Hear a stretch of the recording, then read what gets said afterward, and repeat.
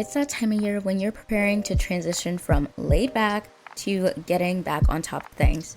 Whether your transition is because of the back to school season, starting a new role, or just getting re inspired to finish this year's goal, or do a trial and error session for the next year, it doesn't matter because we are talking all things shifting seasons. Before I get this episode started, I should probably reintroduce myself.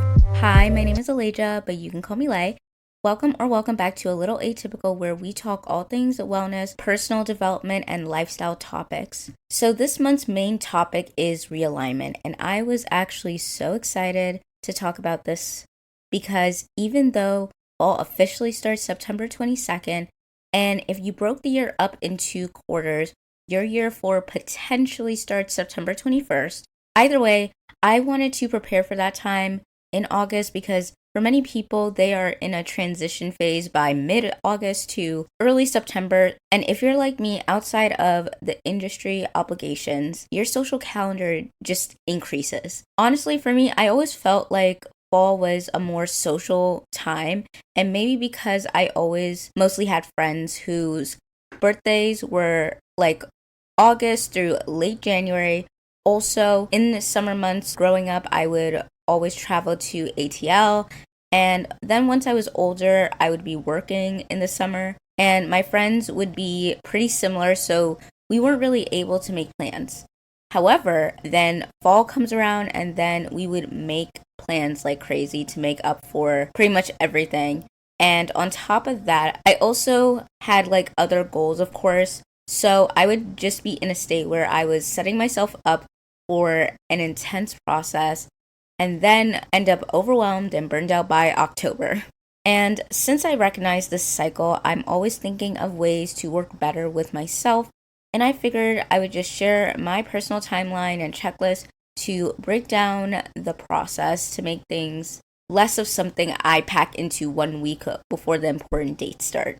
Before I give a checklist to help you get back into routine, I just wanted to briefly talk about the last quarter of the year because I feel like how you perceive that time of year also influences how you get realigned. So if you viewed summer as the time of year you need a break to just be and be present instead of spending time being so future self-centered, then you may feel different than someone who wanted to lock in for the summer. So ask yourself these questions. Do you see the last quarter of the year as time to finish existing goals or as a testing ground for new systems before the new year begins? Do you typically set specific end of year targets or focus more on building momentum for the following year? How do you balance completing current year goals with planning for the next year during October through December? Do you find yourself more motivated by year-end deadlines or by the potential of what's coming next? What lessons from the previous year-end periods would you like to apply to this year's final quarter? What lessons from the previous year-end periods would you like to apply to this final quarter? How do you typically respond to energy shifts that come with seasonal changes in the last quarter? What boundaries do you need to set to ensure you don't overcommit during the often busy holiday season? Do you find yourself naturally more reflective, productive, or social during the October-December period? How has your relationship with the last quarter evolved over the years? What activities or routines do you want to prioritize or protect as the year winds down? So, I know this seems very early, but these questions reveal how you actually feel about the last quarter of the year. I personally view it as a good season for prep and trial and error. I like to revisit my goals and systems I created for this year by the end of August, the week of August 18th to the 24th, and I am using September to wrap up those while I start thinking about what areas of life I want to focus on from the last quarter of 2025 to spring of 2026. I function this way because while I get the excitement of the new year and why people tend to feel more motivated for a fresh start at that time, but I just feel like it's the middle of winter. And while I do personally work well with that energy until, I don't know, like some point February. When you think about it, it's like to start something right after a highly social time. It doesn't give enough time to process, plan, and then take action unless you are already in a place where you got a healthy balance of being present, doing actions for your future self slash the identity you are in progress of embodying and reflecting either on a daily or weekly basis. Which is why so many people now view October as the prime time to start their new year shift. I don't know if it will be a thing again this year, but regardless, I feel like something to prioritize this year is the transition period. This year, we are going to have 2 new moons in Virgo. The first being August 23rd at 0 degrees, and the second being September 21st at 29 degrees. You can skip ahead to the timeline section if you don't want to hear the background of the inspiration. But I find astrology in all aspects so fascinating because I feel like there's always so much to learn because there's not only different types and different house systems, there's also learning about degree theory, bound-based astrology, decans, etc. I do not know if I said the last word right, but anyways. But I'm not going to go into that because honestly, I just look at it for fun. And I also feel like when you add symbolism in your life in any way that keeps you motivated, it makes you more purpose driven. So, this is my interpretation of that part of year. It's a time of year to look over our systems, i.e., the way we move in our daily life. If an aspect of our system or our entire system is leading us to be overly critical, perfectionist, overwhelmed slash constantly overthinking, negative, etc., we need to analyze with the intention to redesign our system to make room for empathy and compassion while moving towards our ideal selves and lives. So, looking at the degrees.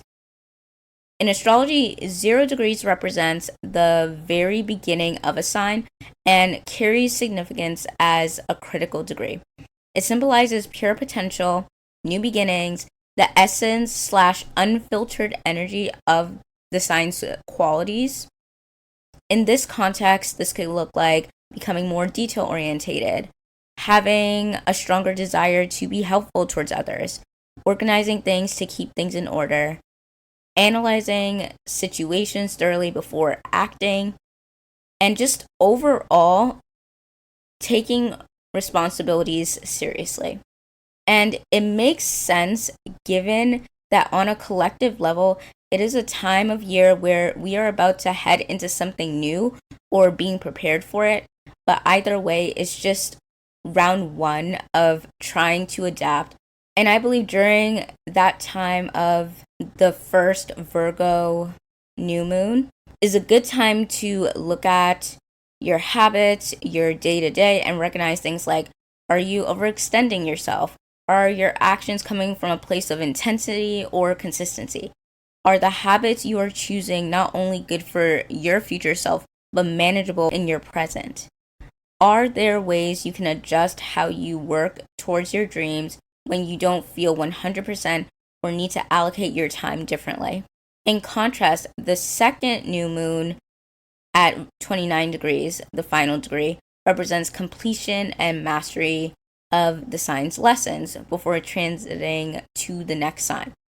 So this final degree carries a sense of urgency and completion. It asks us to integrate everything we've learned during this Virgo season and prepare to shift into new energy.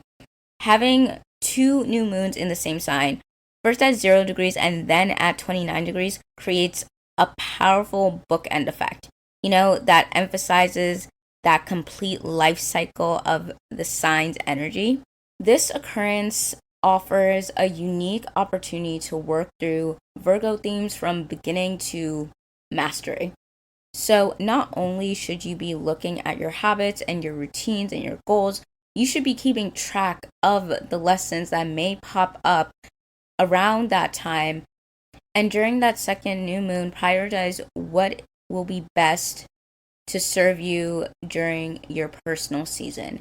So take time to reflect on what you learned about your systems, routines, habits during the two Virgo moons and determine which elements serve your highest good. Implement redefined approaches that balance productivity with self care, focusing on consistency rather than intensity while documenting what works. Define specific measurable indicators that will help you evaluate by the Aries full moon whether your experimental system should be continued, modified, or released. Plan weekly check ins to assess progress and make real time adjustments, preventing the perfectionism that might otherwise derail your momentum. And, you know, the Aries full moon, and the reason why I specifically chose this is because I think of it as a time where if you set your goals during the new moon in Aries, which was, I think, way back in April or March, I forgot when it officially was this year, but if you know, you know. So, anyways, whatever you said during that time, I feel like it is a full circle moment by the full moon of that sign. So, in this case, it would be October 6th. So, as you approach October 6th, organize your insights and prepare to make decisive choices about your goals to wrap up with, which systems to carry forward, and what needs to be released before setting intentions for 2026 in general. And maybe because I'm a Libra season always feels like a season of newness, just like New Year's or the Aries new moon in spring. So that's all I needed to explain about my thought process behind designing the schedule. And now let's get into the actual schedule. But at the end, I'm just going to list the checklist based on areas of life so you can just have the actions to do, but make your own timeline if mine wouldn't make you feel more aligned. Okay, so starting off, August 11th, i.e., the day you're listening, until August 18th, focus on releasing in all ways you can. Mentally declutter by brain dumping without filtering your emotions. Physically declutter by clearing out spaces that feel overwhelming, deep clean areas that have been neglected, organize papers, digital files, and update your calendar. Delete unnecessary emails and unsubscribe from newsletters you don't read. Review your social media accounts and unfollow accounts that don't serve you. Consider a digital detox for a day or two to reset your focus. August 19th to August 22nd, rest and self-care. So this is the recharge period before the new cycle begins. Schedule activities that bring joy and allow you to be fully present, whether it's a massage, a nature walk, or simply reading a book you've been putting off. Make time to connect with friends or family who energize you instead of drain you. Practice mindful relaxation techniques like meditation, deep breathing, or anything that allows your nervous system to rest. Use this time to create self-care plans that you can realistically maintain during busier periods. August 23rd to August 25th, reflect, imagine, gap analysis, and set intentions with an idea of which actions will allow that experience. This is your creative visioning period. Take time to journal about what you truly want to manifest. Create new playlists that energize you and inspire you. Design vision boards, digital or physical, that represents the energy you want to embody. Ask, what would my highest self do in this next season? And what small actions could bridge the gap between where I am and where I want to be? August 26th to September 1st, trial and error period of initial actions. Implement small, manageable changes first rather than overhauling the entire routine. Take detailed notes on how your actions make you feel, both physically and emotionally. Consider this question: can I realistically maintain this when life gets busier? Does this action align with my core values, or am I just doing it because I think I should? Remind myself constantly that consistency trumps intensity and sustainable change happens gradually. September 2nd to the 6th. Readjust actions based on lived experience. Don't be afraid to modify, simplify, or completely change your approach if something is not working. Maybe you need to shift your morning routine earlier or later, or maybe you need to break down goals into smaller steps, or maybe you need to add more flexibility into your schedule. Trust your intuition here. You know your life better than anyone else. September 7th to 8th, reflect on what good things has happened. Celebrate micro wins and document the lessons you've learned so far. It's not just about positive thinking, it's actually training your brain to recognize progress and building momentum, even if things aren't perfect, and they will never be. What small victories can I acknowledge? What unexpected insights have you gained? How have you grown, even in subtle ways? September 9th to the 16th, focus on keeping what is working and releasing what no longer serves you. By now, patterns should be emerging. Certain habits may feel energizing while others drain you. This is the time to double down on the practices that genuinely support your well-being while letting go of anything that's creating unnecessary pressure. Personal reminders: simplicity is often more sustainable than complexity. September 17th to the 20th. Rest and self-care, similar to August 19th to the 22nd. This second rest period is even more important as you prepare for the second new moon within the Virgo cycle. Your nervous system needs time to integrate all the changes you've been implementing. Consider this a pause before the final reflection. Focus on activities that help you feel grounded, nourished, and reconnect you. September 21st to the 23rd, reflect, imagine, gap analysis, and set intentions with deeper awareness now that you experience the initial Virgo cycle. So this second moon, again at 29 degrees, brings a sense of completion and mastery. So at this point, there has been valuable lessons about what systems truly support flourishing. Create updated playlists and vision boards that incorporate these insights. Also a perfect time to set concrete intentions for Libra season, especially around relationships with yourself and others, and how you'll maintain this balance as you step into new energy.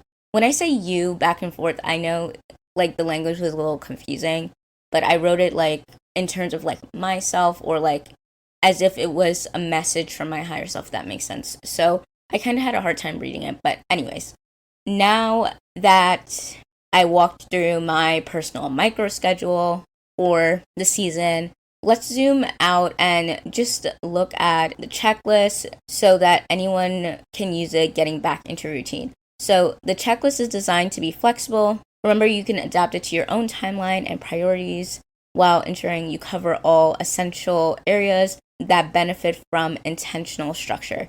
So whether you're going back to school, returning to work after vacation, or just simply wanting to realign your habits for the fall, these are actionable things that will help you realign. So starting with movement. Schedule specific days and times for your exercise in your calendar. Choose workout types that align with your current energy levels and goals. Prepare workout clothes the night before to reduce friction once you have your start date. Set up an accountability system, whether that could be like a workout buddy or class registrations or anything like that. Plan for weather changes if you exercise outdoors. This is also because August and September is kind of like that odd time where it's in summer, so it's still hot. It actually at least where I am, it stays hot until maybe like, I would say end of October. It stays pretty warm, but it's kind of like unpredictable. So, yes. Identify backup workout options for busy or low energy days. So, at least for me, that looks like steps focusing only on that. But obviously, for another person, it could just be like stretching or yoga or just anything that is your bare minimum. Okay? So, next, nutrition. To realign, plan weekly meal prep days. Create a grocery shopping list template with staple items. Stock up on healthy snacks to support your energy levels. Prepare breakfast options that can be grabbed quickly.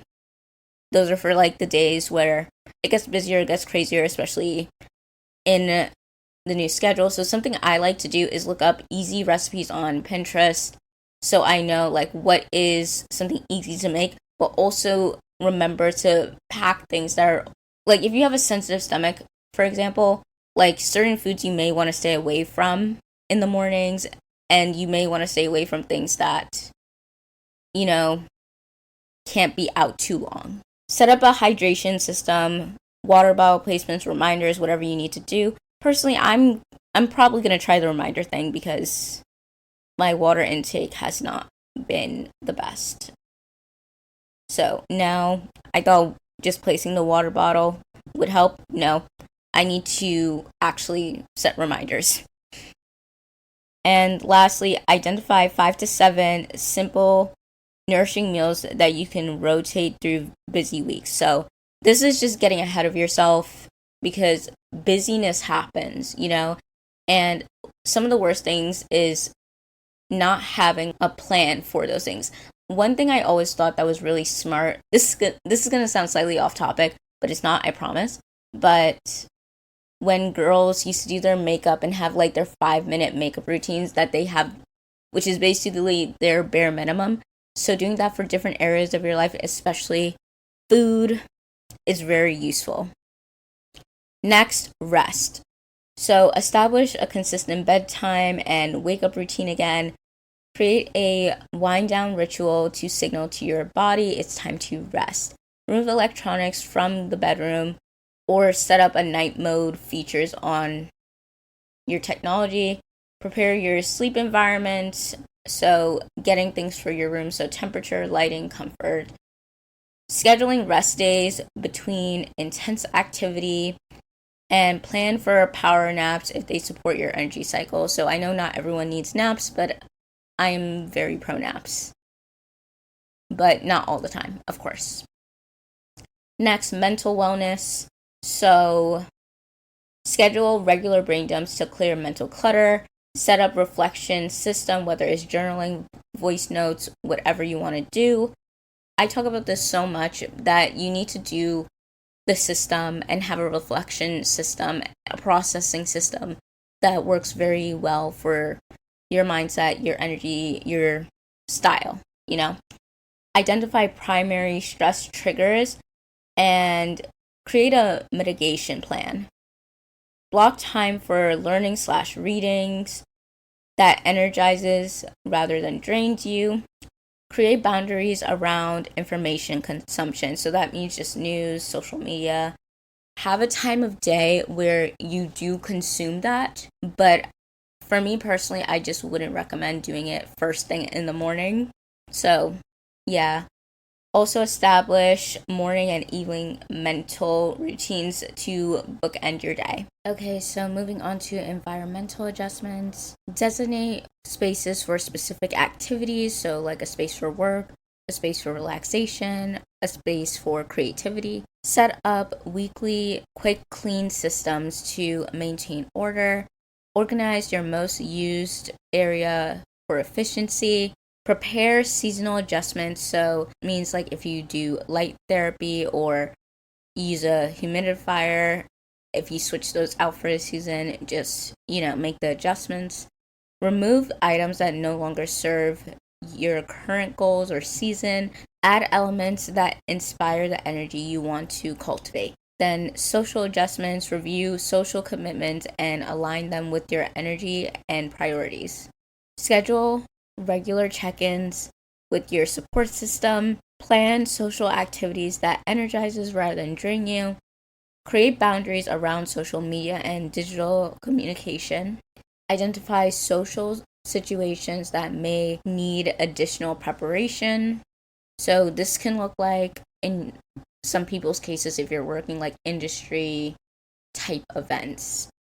Also, practice responses for setting healthy boundaries. Moving on, time awareness and scheduling. So choose a calendar/planning system that works for your brain.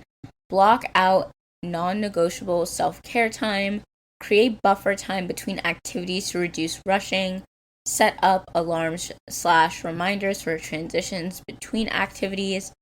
Plan your weeks with a balance of structure and flexibility.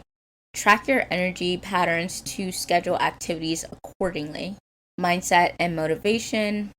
Create a personalized mantra for the upcoming season.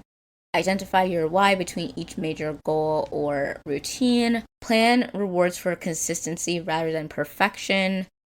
Develop compassionate responses to setbacks. Choose accountability methods that motivate rather than shame. Clothing and personal grooming. So organize your closet for the upcoming season. Create outfit templates to reduce decision fatigue. Set up a morning grooming routine that feels manageable. Prepare grooming supplies and place them where you'll use them. Plan for haircut or maintenance appointments in advance. Consider how your appearance affects your mindset and adjust accordingly. Last part is readiness. So this goes for both whether it's academic or work readiness. Organize your workspace for focus and efficiency. Review upcoming deadlines and create a tracking system. Set up project templates for recurring tasks. Block focus work time with specific start and end points. Create transition between work and personal time. Prepare supplies, software, or resources needed for upcoming projects. So that's all the advice I have. And since I said I am only doing one episode for summer months, I also added segments for when I'm doing these type of things, which includes what I'm loving, one happy experience. Well, I'm doing happy experience this time because I couldn't think of anything I completed. So we're adjusting it. And a big mindset shift that happened recently. So for what I'm loving, I would say this summer I turned pretty. And by time I am recording this, there was only 3 episodes available. So if you haven't watched it yet, or if you plan on waiting until the entire season is available, skip this section. But because I'm going to talk about it a bit, despite this being something I'm loving, that does not mean it does not get on my nerve. So I'm going to give you a moment to pause and fast forward, and I'll try to add timestamps for this episode, so that is a note to my future self editing this. Anyways, so one thing I wish I would have done was do an entire rewatch before it came out, but I just did not have the time. So first off, episode 3 felt really short. I don't know if it was just me, but it was just like, even though the episode was 57 minutes, I was just like, why is this so short? I don't know. But too much has happened. So I'll try to say things in order. But first off, it was really sad to see how things turned out after the time skip.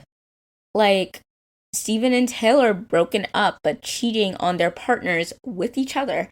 Then you have Conrad still in love with Belly years later, and Jeremiah slept with someone else twice. Just a mess. So I'm gonna just rapid fire some opinions. So first off, I really wish Taylor could have communicated better that there was so much happening for her to discuss her and Steven at that moment, because I just feel like that whole car accident thing really could have been prevented.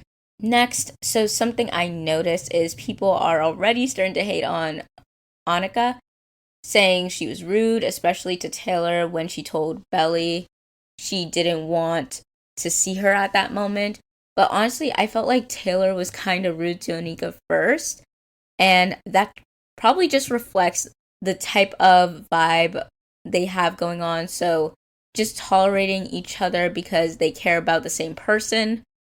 I just feel like it's too early to judge her, and people keep mocking her for saying to Belly that she trusts her to make the right decision for herself and saying that she's co-signing Belly's behavior. But as far as I remember, I think she just said to Annika that they got back together, but not that they're engaged. But Belly had made it clear in a previous episode she doesn't tell Annika everything. I also feel like she has so much potential to be Belly's best friend because she can give impartial advice and can help her grow. Because as much as I do like Taylor, both her and Belly do not have a solid representation of healthy love. And Taylor for Belly is the type of friend who that is loyal, but also an enabler in a sense. I really did disagree with her telling Belly to get back with Jeremiah if that's what she feels. And I just feel like she was the wrong person to get advice from because she has always been the Lacey in her relationship with Steven from when he dated Shayla to now when he was dating Mia, even though they already broke up off screen, which was actually a good choice, I think, because I feel like if we saw her and if she was like a sweet, good person, I feel like many people would just judge Steven and Taylor much harsher than some people already are. And speaking of Lacey, there isn't no way she did not do that on purpose because Belly answered back before hearing Lacey talk. And I know people were like, "Oh, the friend brought it up." But when I listened back, I swear it was Lacey that said something first and then the friend said something else. But they also really could have seen her go in to the bathroom and then said something to make sure she hears. Also, her facial expression didn't truly look apologetic, and I just feel like if she was trying to be a quote unquote girl's girl, she would have let her know a lot differently. Also, I feel like fans saying that Jer was essayed is jumping to conclusions because there is nothing on Lacey's part to confirm if she was just as drunk or if she was sober, you know? Like, we as viewers, we don't know who started the interaction between them when they did it either. I so I just wanted to say that it is correct that technically Jared did not cheat, but not because he was essayed, because from a viewer standpoint, there is no way for us to know that unless she decides to show like what fully happened in Cabo, you know? Also, the reason why I said he didn't cheat is because he made it clear that it was a breakup, but that did not make what he did right either. Because I felt like he did that thing where he picks a fight and blows it up, so he is free to do whatever he wants. And yes, we saw he did try to tell her once he returned, but then he became a coward and hid it from her because he knew it would have affected if they were to get back together.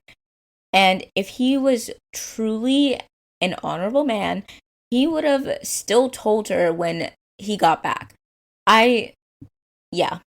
So, obviously, I am personally Team Connie because I feel like he's definitely misunderstood by some of the fans.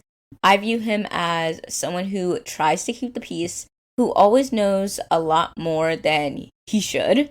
And because of that, he doesn't want people to feel the same pain he does. so he keeps everything to himself. That is why he's so anxious, and I do think it is unfair to judge him for how he processes emotions, because with the type of parents he had, and yes, that does include Susanna too, because may her rest in peace, even from her short time we see her, she seems like the type of person who likes to pretend everything is okay despite the consequences, even if that means not being honest. Whereas Adam, he is an absent, neglectful cheater who loves to pit his kids against each other. Although I'm not going to say it's always conscious, because my thing is, I think he sees much more of himself in Jeremiah than Conrad, and sees Conrad as having the best traits of Susanna. And I truly think because that man hates himself and consistently self sabotage. And yes, I did think him cheating on Susanna wasn't about her, but about how he saw himself, i.e., useless because of her sickness. And he is a pretty insecure character. And honestly, so is Belly, and so is Jer. And yes, of course, all people have insecurities, but I said this to my friend because the fact the show is called The Summer I Turned Pretty, it kind of shows it is Belly's view of herself. You know what I mean? I stand by, she definitely misinterpreted Conrad's behavior in her flashbacks, especially at the fair, because she was insecure and constantly put him on a pedestal. I felt like he had feelings for her, but also didn't want to admit it because their families were so close. And if it didn't work out between them, he wouldn't know how to manage that dynamic. And we see that to be true in season 3, because people always mention how it's been a while since he was back with everyone. And honestly, if they dated before he went to college, he would have had a much more difficult time. Also, while I'm at it, they were both at fault for their relationship failure, because yes, Conrad is so bad at communicating, but I wouldn't call him emotionally immature. But I would say he struggles to process and express whatever he's feeling and takes on too much to a point where he shuts down and or makes a mistake. Belly, on the other hand, couldn't see him clearly because truthfully, I don't think she sees herself clearly either. And when you can't do that, there is so much misunderstandings that come with it. I'm just going to end at that because I love interpreting TV shows and doing character analysis, so this can really go on. So what made me happy is I had a sleepover with one of my friends, which we haven't done in years. And then the next day we met up with our other friend for dinner.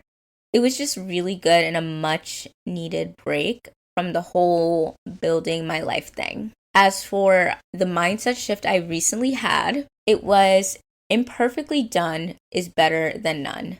So this is because this week I had a lot of ambitious goals, but also wanted to take a chance to see my friends, since one is going to move and the other I just haven't seen since May. And even though we text, I just feel like I haven't been giving friendship as much time because what I've been heavily focused on this year, those things are like my health, my career, and just overall feeling like myself again. Sometimes, especially because I am doing these activities, I get hyper focused, all or nothing headspace, which burns me out. Even today, I did not feel my best hormonally. So I was trying to focus on leisure movement today through cleaning, and recording this was one of my biggest tasks of the day. And it took me so long to organize my idea for today's episode. So instead of beating myself up, I'm just going to continue to do the best I could today. And now I'm going to do what I'm grateful for first, because it feels more like a natural transition than the card pull first. So I am grateful that I had this week to myself mostly to get clear on my wants and needs, because lately I just felt like I couldn't focus that well, and maybe I just needed some time to take a step back. The funniest thing happened actually, because I thought I wouldn't be able to record the podcast when I wanted to, but something caused a change of plans, and it felt like it happened because I needed to have space this week to just get what I've been wanting to done. Now for the card pull, and listen, if this is where you click off, I'm still so happy and grateful you made it through most of the episode. And if you like the topics I bring up or anything you find interesting, be sure to follow the podcast wherever and however you choose to listen to never miss an episode. Okay, so for the card pull, I'm using the Believe in Your Own Magic Oracle deck, same as last month. Like I said, I do not like using this card deck because the size of it is very wide, which makes it hard for me to shuffle. And the card we collectively got was Phoenix. How's that for a happily ever after? No matter how hopeless you may be feeling at this moment, know this: you can and will survive whatever trials you've been put through. From the ashes of the past, you shall create a storybook ending filled with beauty and resilience. All future flames will cower when they hear the whispers of your name. So this Phoenix card completely fits everything we've been talking about in this episode. It's all about transforming yourself when you're shifting from one season to live another, you know? Just like how we need to rise up from our comfy summer routines, our laid back summer routines, to say, the Phoenix reminds us that sometimes we gotta burn down the old to make space for the new. This isn't about making to-do lists and organizing your desk. It's about creating something better from what it used to be. And those tips I shared, they're really about to help you bounce back stronger and create something beautiful after you've let go of the old patterns that are no longer serving you. That's it, my friends. Thank you for tuning into today's episode of A Little Atypical. If you found this helpful, don't forget to subscribe and share this with someone who might need to hear this message. Remember to view the description box where you can find important links such as the one to my website, where there is so much more bonus content. So, until next time, have a good day, evening, or night, and stay authentically atypical. Okay, bye!